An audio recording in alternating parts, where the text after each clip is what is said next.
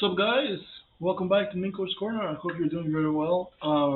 Today we're back with Napoleon. Yesterday I took a day off. I did another video. I hope you go watch it. It was very good. It was about the First Crusade, part two. Um, Now we're back with Napoleon. Borodino, 1812, Napoleon's bloodiest day. I'm very intrigued. I hope you are as well. Um, Now, what we last saw was basically, as a disclaimer, first of all, thank you for the comments. I really appreciate all the comments and all the likes. So, let's go, guys. Let's go. Let's see what This happens. Epic History TV video is brought to you by Magellan Well, spoiler, right? I was intrigued. I thought he was gonna win. Russia, 1812. Napoleon invades his former ally with the largest army Europe has ever seen. 600,000. But for the French Emperor, the decisive blow remains frustratingly beyond reach. Russia's resilience is unlike anything he's ever encountered. And as winter closes in, his army begins the most infamous retreat in history.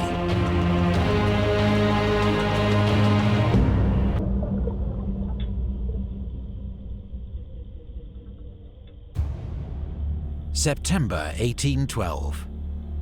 10 weeks had passed since Napoleon invaded Russia with more than 500,000 men.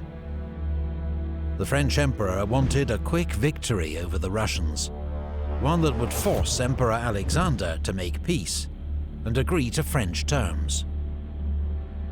But at Vitebsk and then Smolensk, the outnumbered Russian army had narrowly escaped his clutches. The holy city of Smolensk had been virtually destroyed. Whew. Napoleon had advanced deep into Russia, and months of marching had left his army decimated by disease and exhaustion. It was now half its original. I know this is out of topic, but I wonder if we're ever going to see the day that Russia as a country eventually falls. Within our lifetime. I'm not saying it's going to happen. It's very unlikely, but how many times has this country been invaded? Napoleon, I'm sure plenty before that, plenty afterwards. Uh, Hitler, I mean, you name it, and it always recovers. But I wonder if it's ever going to just, fracture. I doubt it because if it's gonna collapse, they're just gonna nuke everybody. So Original strength, and summer was nearly over. But finally, 70 miles west of Moscow, near the village of Borodino, the Russians had turned to offer battle. Napoleon would have a chance to win the decisive victory that he believed would end the war.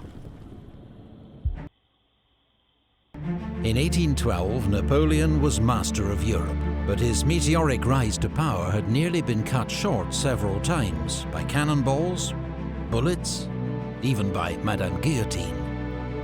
His early years are brilliantly retold in the drama documentary Napoleon, available now on. I was wondering what the hell was going on. The Russian army, commanded by the 67-year-old one-eyed veteran General Kutuzov, occupied a defensive position. Can't get more badass. The guy has one eye, man. Across the two main roads Just put a leading patch. from Smolensk Even more badass. to Moscow. General Barclay de Tolly's First Army was on the right, its front protected by the Kalatsha River. Barclay de Tolly, I heard a name. There was a comment who said something about Barclay de Tolly. He got ousted or something. Steep banked, but shallow and easily forded. Prince Bagration's Second Army was on the left, a more open position but reinforced by major earthworks, the Great Redoubt, and what the French nicknamed, for their shape, the Flèche, the arrows. Okay. Another forward redoubt at Shevardino was expected to delay the enemy's advance. Historians still dispute the size of the Russian army, but it's likely Kutuzov had around 121,000 men. You know what's funny to me? That historians are still debating about the size of an army 200 years ago. How can they have very precise numbers of battles that happened 2,000 years ago? with Alexander and the Roman Empire. And I get it, back then maybe they had very good records, or whatever that means. But it's insane. You have a debate with someone about a battle that happened 200 years ago, and then we have like numbers about battles that happened 1500 years ago. And 680 guns at Borodino. On the 5th of September, Napoleon's army began to arrive from the west. Around 130,000 men and 585 guns. Napoleon quickly saw that the Shevardino redoubt would have to be taken before he could deploy his army, and ordered an immediate assault. The attack was led by Compan's 5th Division of the 1st Corps, supported by the Polish 5th Corps to the south. In several hours of heavy fighting, the redoubt changed hands more than once. Whoa. But late that evening, the Russians finally withdrew to their main line, and the redoubt fell to the French.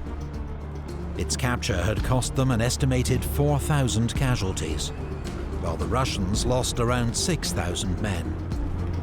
That's pretty insane. Napoleon noted how few prisoners were taken, a worrying sign of the enemy's unbroken resolve. Both sides spent the next day preparing for battle.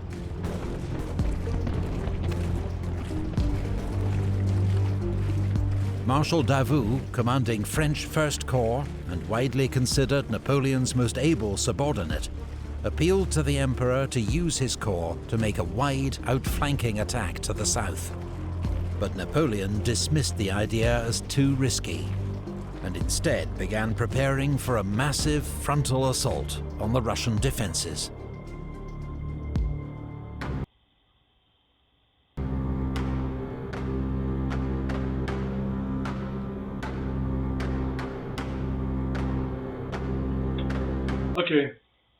Okay, let's take a poll.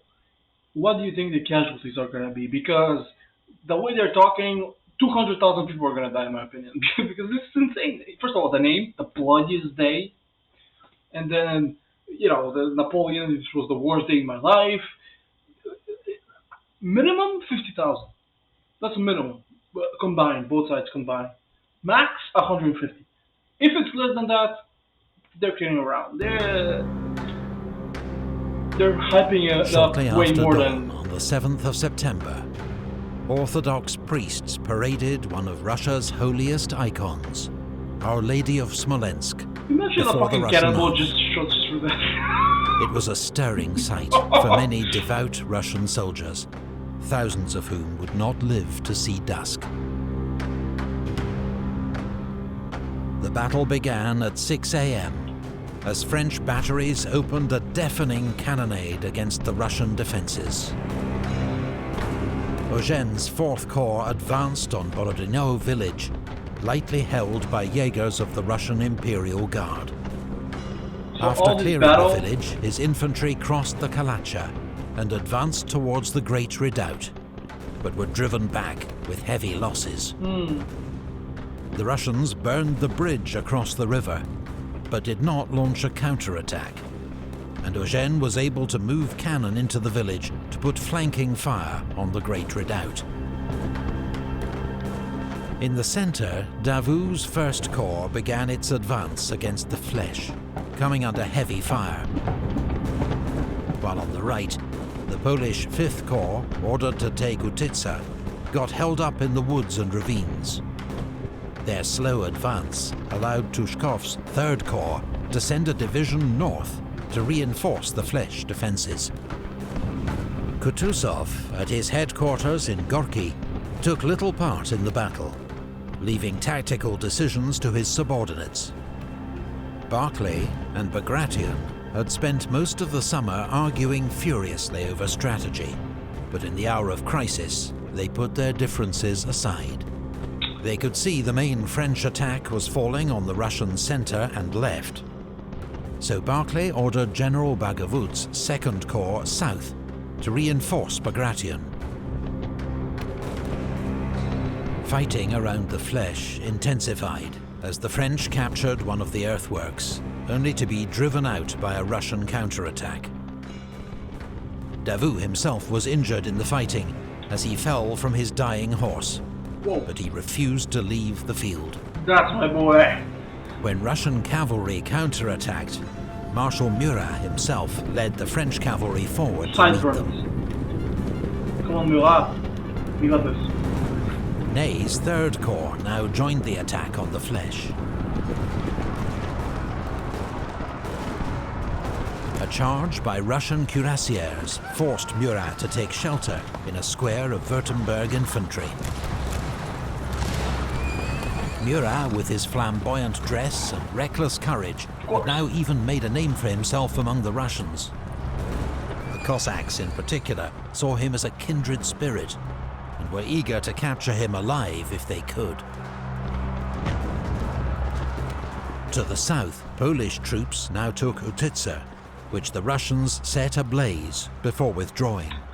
Come on. But General Bagavut's reinforcements arrived just in time to shore up the Russian flank. Around 10 a.m., Eugène launched another attack on the Great Redoubt. It was briefly captured by Morand's 1st Division before his men were... Quick question. When they capture the fortifications, why don't they just blow up the cannons? Or, make them ineffective, Why don't you just incapacitate the cannons when they capture? Or is the assault too great? You don't have the time. Thrown out by a ferocious Russian counterattack. The Russian army's 27-year-old artillery commander, General Kutesov, was killed leading one of these counterattacks. Is it the son? A heroic death, but a blow to the organization of Russian artillery for the rest of the day. Is that the son of the other guy? Fighting continued to rage around the Flèche earthworks. Some counted as many as 6 major French assaults, involving 45,000 troops, with hundreds of cannon on both sides, pouring fire into the packed ranks. More than once, French infantry fought their way into one of the Russian positions, only to be driven out again at bayonet point. This is so back and forth, I mean, it's insane. Junot's Westphalian Corps was sent forward in support, helping to clear Russian skirmishers from the woods to the south. General Bagration was close to the action, overseeing the defense of the Flèche, leading forward reinforcements and ordering counterattacks. Around 10 a.m., he was hit in the leg by shell fragments. Mortally wounded, he was carried from the field. Whoa! One Shaken general by down. the loss of their iconic commander, the exhausted Russian infantry began to fall back. The French finally took the Flèche. Marshal Murat then led forward Friant's division, 1st Corps' last reserve, supported by waves of heavy cavalry on both Napoleon's flanks. chilling at the back. Russian grenadiers formed squares to ward off the French cuirassiers, while their own guard cavalry fought the French in a giant confused melee, with heavy losses on both sides. The Russians resisted doggedly, but the combined onslaught of French artillery, cavalry and infantry proved irresistible. As the Russians pulled back, Friant's infantry fought their way into the village of Semyonovskaya. The Russian center was in disarray and seemed close to breaking. Surely now was the time for Napoleon to deliver the knockout blow. No, what happened? What happened?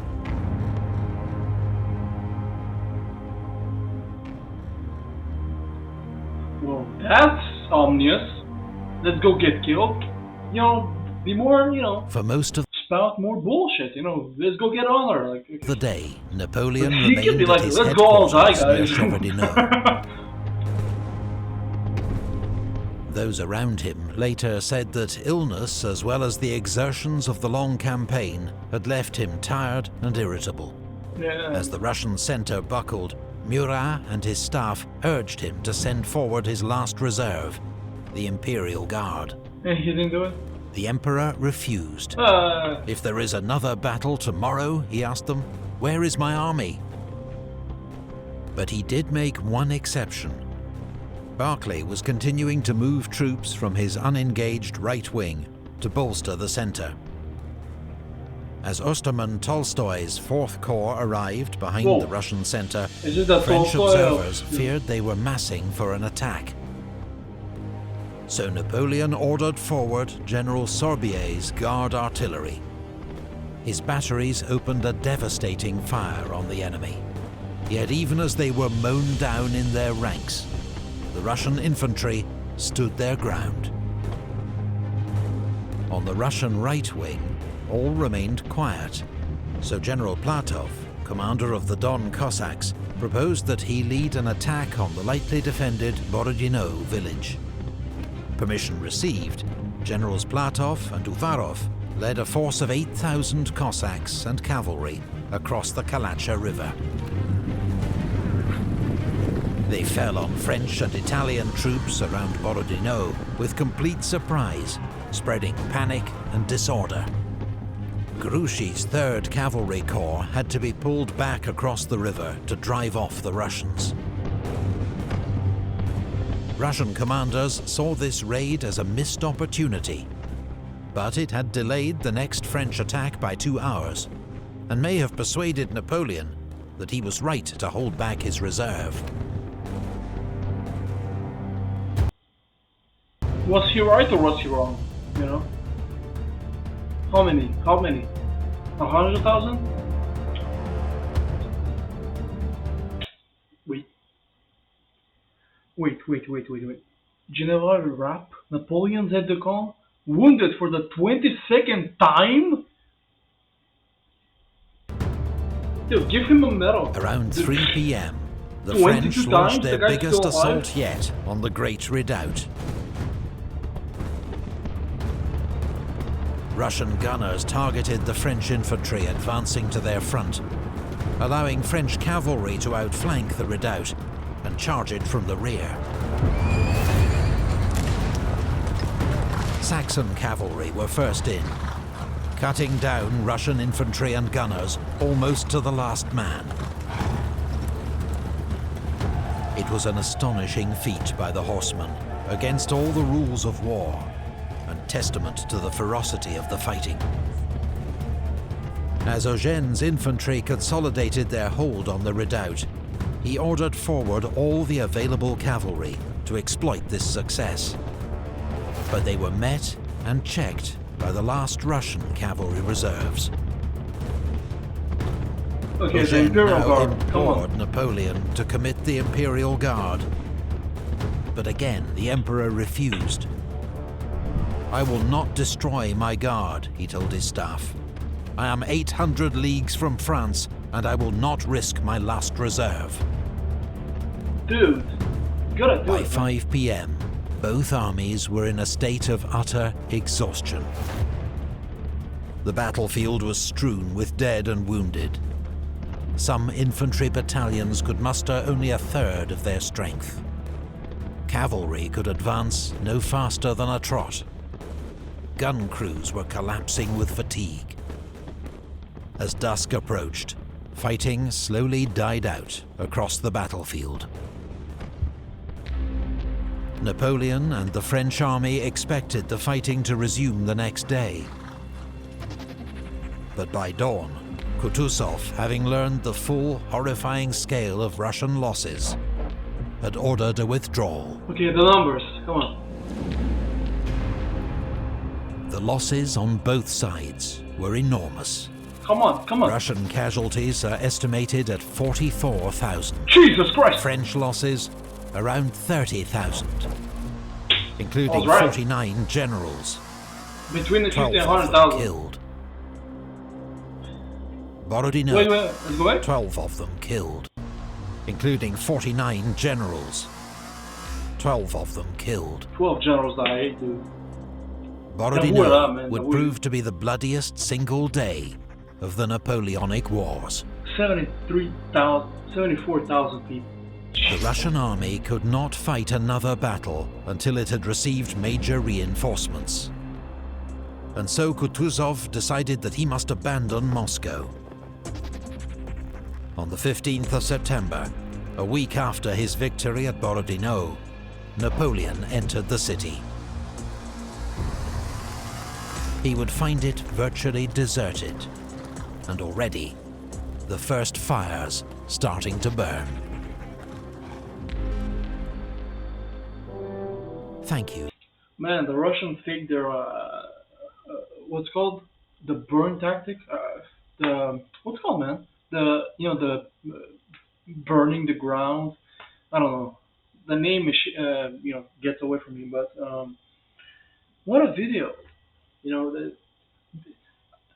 Imagine how many lives of his army he would have saved if he committed the Imperial Guard.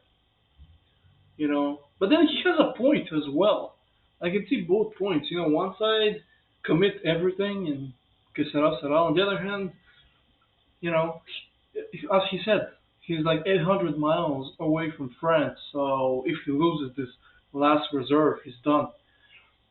But the numbers are insane. 74,000 people like that in like 10 hours. Not even that. They started the battle at 6 or 8, and they finished at like 3 or 5 in a day.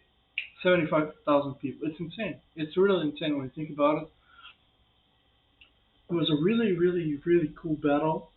With the way, first of all, the animation was incredible. The way they portrayed, the whole battlefield, with the different objectives. But it was the first time I ever saw like a fortification, like a real one, les flèches that they said. It was very interesting. But yeah, Davout never falters, always there. Very proud of the guy. Murat gets hit but survives. But 12 generals. Who are these no-name generals we never heard about? They just died. They're just unknowns that there wasn't enough time, I guess, to introduce them. But the story, the whole battle was very interesting. Anyways, I'm getting ahead of myself. Tomorrow or the next video when I'm gonna do it. Maybe tomorrow I'm gonna take a break from Napoleon. I don't know. I want to leave a little bit of suspense. But we're going to Moscow, man. He's already in Moscow, but the retreat now it's all basically that he went way too deep into Russia, and the Russians played it very intelligently. They played it very smart. They used their advantage. What's their advantage? People and men. And they used them to pretty good efforts. They ended up winning. Anywho, thank you for listening, and I'll see you guys the next time. I hope you enjoyed this video.